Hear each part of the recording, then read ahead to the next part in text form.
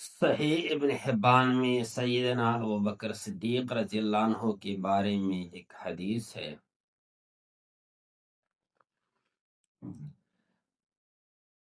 رسول اللہ صلی اللہ علیہ وسلم نے ایک خواب دیکھا،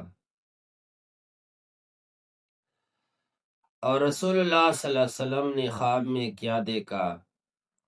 وہ فرماتا ہے کہ مجھے دودھ کا بھرا ہوا ایک پیالہ پیش کیا گیا، وہ میں نے خوب پیا، یہاں تک کہ میرے رگوں میں وہ دودھ دوڑنا شروع ہو گیا۔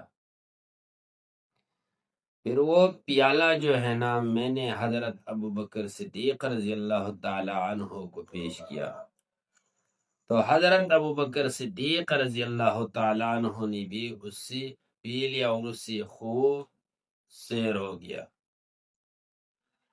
صحابہ کرام نے عرض کیا کہ اللہ کے رسول، یہ تو علم ہے، اس کی تعبیر یہ ہے کہ آپ نے جو علم اللہ تعالیٰ نے آپ کو دے دیا، آپ نے اس علم سے خوب فائدہ اٹھایا، اور جو علم بچ گیا آپ نے ابوبکر صدیق رضی اللہ تعالیٰ عنہ کو پیش کیا۔ رسول اللہ صلی اللہ علیہ وسلم نے فرمایا کہ ہاں، اس خواب کی تعبیر آپ نے صحیح تعبیر نکالی ہے۔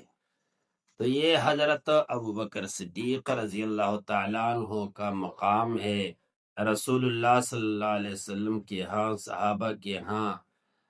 یہ ایک عظیم مقام ہے جو اللہ تبارک و تعالیٰ نے اسے نصیب فرمایا ہے۔